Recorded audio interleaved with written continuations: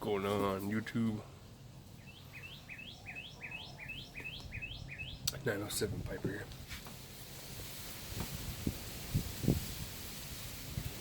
Smoking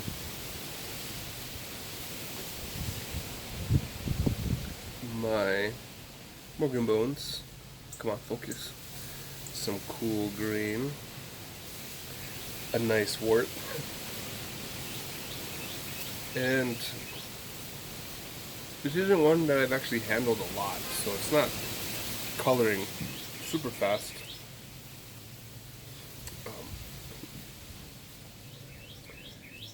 I did smoke, as you can see in the bowl, I have smoked it. Not infrequently, but usually when I was driving, so I didn't really handle it. As opposed to one of my favorite pipes that started to color rather quickly. Oh, I like this pipe a lot. I like most, all my pipes. Otherwise, I wouldn't have kept them or got them in the first place. But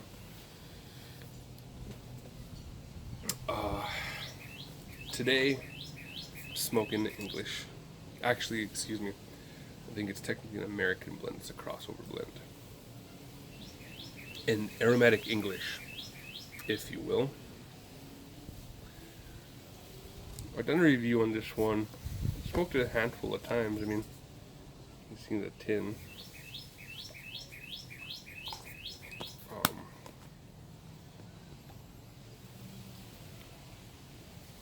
I like this blend a lot. I don't know if it's the weather. It's been windy, cool, breezy, chilly, and I'm kind of just going through one of those cycles where the last handful of pipes I've had have been flakes. I had a couple of aromatics here and there, and I've been wanting to get into English. But here's the thing, and you probably heard me say this a bunch of times. Englishes with oriental blends in them seem to linger with me the longest. Some of the heavier Englishes or Balkans that I've tried, I'll just have this, the sour tang leftover taste, which I presume is the Orientals. The last one I had, oh man, it was so good. The Pride of Loch, something. It's a Scottish lake. I presume, it's an LJ Peretti blend. Pride of Loch, press something, and Scottish Oriental forward blend. I only got an ounce of it.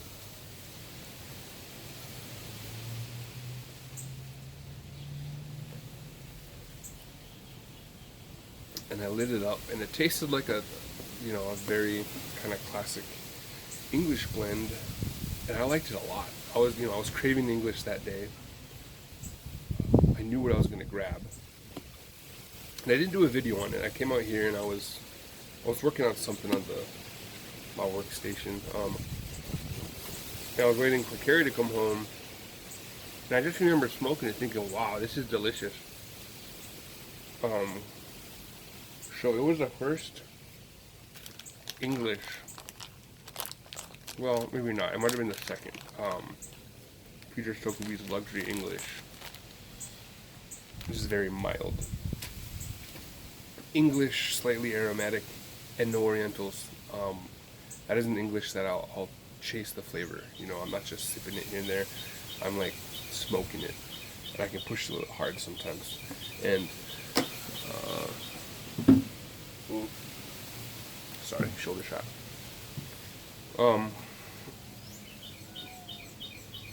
So that blend, excuse me. I can smoke a lot. And at times though, it leaves me wanting a little bit more. I got cats running around. At times I want it to be a little bit, have more substance. And it could be more campfirey.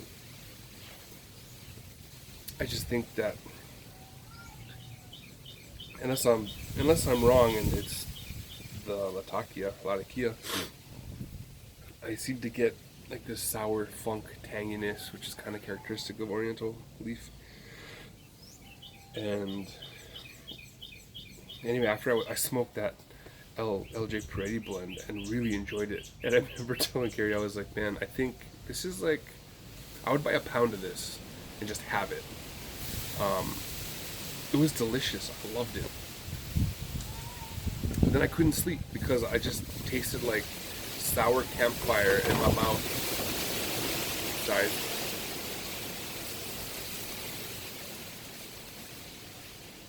It's really windy today.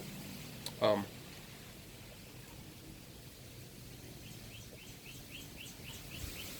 don't like that. So for the most part, I stay away from English blends, but I've been really craving and wanting to explore Latakia. And for a while now, when I buy those, I try to stick with ones that don't have Orientals. But here's the thing. I tried like Empire's Perique Flake by Planta. It's discontinued. Although I heard it's the same as Peter Heinrich's number 9 flake, I believe, which I can't find anywhere here in the States. But it might be readily available in other countries, or it might not be. I don't know. Anyway, what was I saying?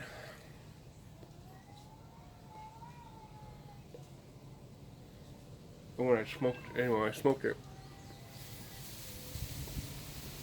Oh yeah, no, I said that. Empire Perique Flake is a Virginia Perique Oriental blend, and I loved it. And I recently tried C&D's Oriental Silk, which was okay, and then Regent's Flake, which is a Virginia Perique Oriental, and I liked it a lot. So maybe it's just Orientals mixed with Latakia that do that for me in my chemistry. I don't know what's going on. So that is the reason why I'm smoking this guy tonight, because this one is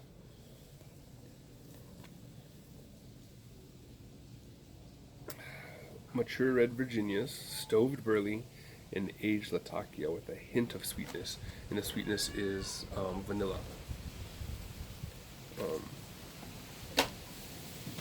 So I've been looking at Latakia blends that don't have Orientals, and had to use my caveat twice. For ordering tobacco, I ordered, I did an order of Mac Baron's Latakia rolls that just came out, and then I threw in a couple of hard to come by tins. So I feel like I'm not really going against my goal of not ordering tobacco, because I did say, right? I did say some certain rules. But Carrie was like, "Just get them, order them."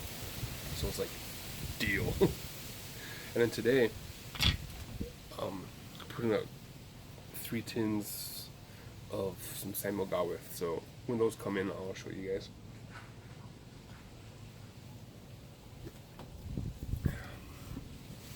Drinking some Kirkland sparkling water. I love seltzer water. So anyway, been looking at some Aromatic Englishes.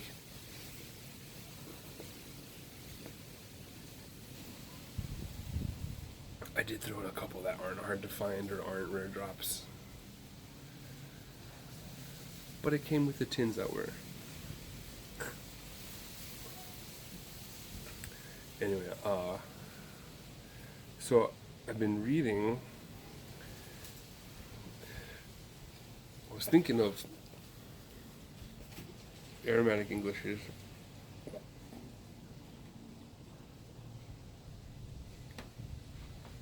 Match Revelation, which was a take on Einstein's favorite blend. It sounded good. It didn't have orientals. I believe it was Virginia, Burley, Perique, Latakia, and fruit / citrus. And that sounds really good for some reason right now. I don't know. And also Epiphany, which was also a take on Revelation. And then those were only like an ounce, so if they don't agree with me or I don't like them, then I won't feel bad. But been thinking about Latakia lately, so I got Peter Stokeby's Luxury English. I have probably half a tin of that left.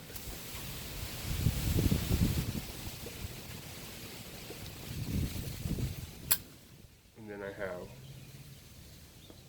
probably half of that tin. I think it's a 2-ounce tin. I also have Sutliff's Voodoo Queen. I gotta dig up. And then also it's like mocha flavoring. And what else? I have Sangha with chocolate flake. I have probably maybe 4 bowls of that. I smoked a few bowls of that and ended up gifting a lot to people in samples and my dad.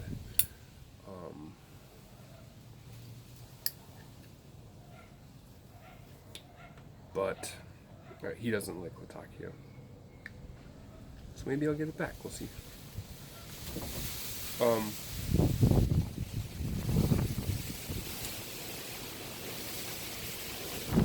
So if you guys have recommendations for good crossover blends, aromatic blends, let me know.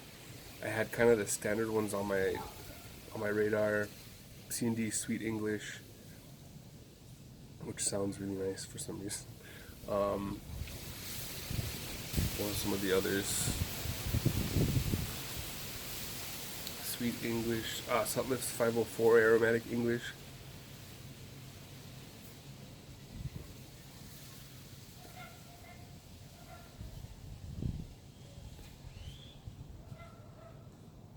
Burma Road, that sounded pretty good. USS Mason, I think, was another Cornell and Dio. What else? Shoot. Count Pulaski. That's another thing. I have probably about half a pouch, probably more, maybe 3/4 pouch of Count Pulaski, which is an aromatic English. It's Virginia, Burley, I think it's Perique and Latakia, with rum and anisette. I can't find the pouch. I don't know what I did with it. And that's tonight. I was like, okay, I'm either gonna have East Farthing, which sounds really good. Count Pulaski sounds really good. That sounded better. Can't find it anyway. So it might be one of my pouches. I might have put it for safekeeping, and I have no idea what that is. I've done that with a couple other blends. I don't know how I can miss it. There's only like 3 places where I keep tobacco. First time I did that was with Peter Stokeby's Luxury Bullseye Flake. I think I had 1 bowl of that. I was gonna let it age, and I do not know what happened to it. It was going on 2.5 years, almost 3 years on Oahu. The last time I saw that, we were on a beach on the west side.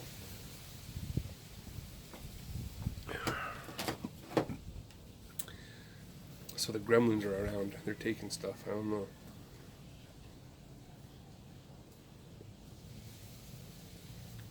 But let me know what aromatic Englishes that you might know of. Please let me know.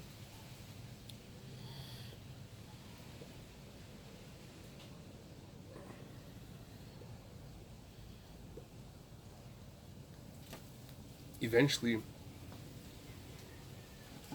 I do want to try some heavier lat blends.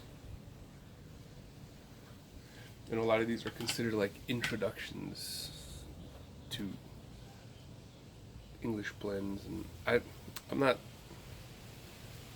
I don't think I'm necessarily the intro level. I just don't like the ones that have oriental in them.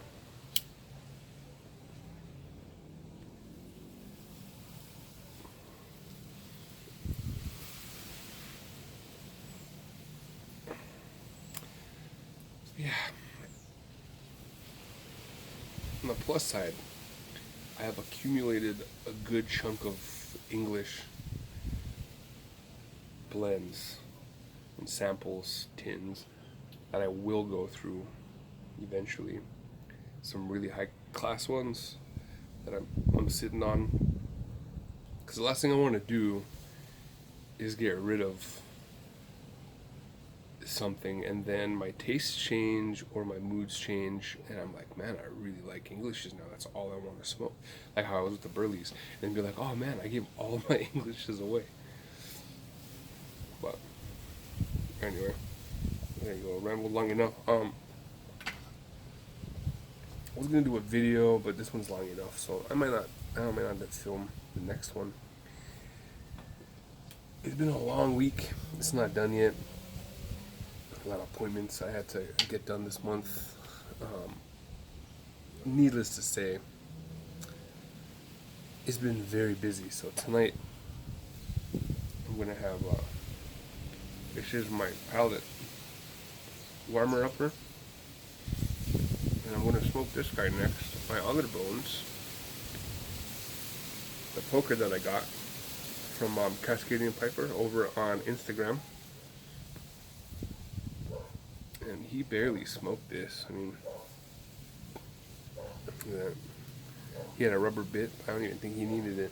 I got some rubber bits coming in too. I'm gonna try not to clench this because it's real nice. I'm gonna try and keep it, but I kind of clenched anyway. But I got the micro pads, so it doesn't matter. But I'm gonna smoke this guy. And originally I was gonna break it in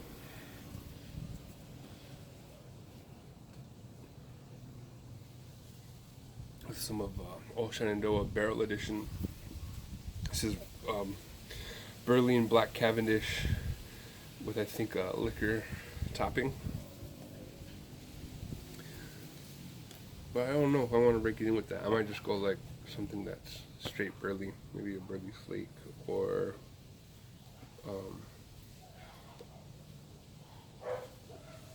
Ready Rubbed, maybe Prince Albert. I think I might do that. I think I'll break this in with some Burleys. Aromatic did sound good, but I got my Aromatic fixed with this vanilla.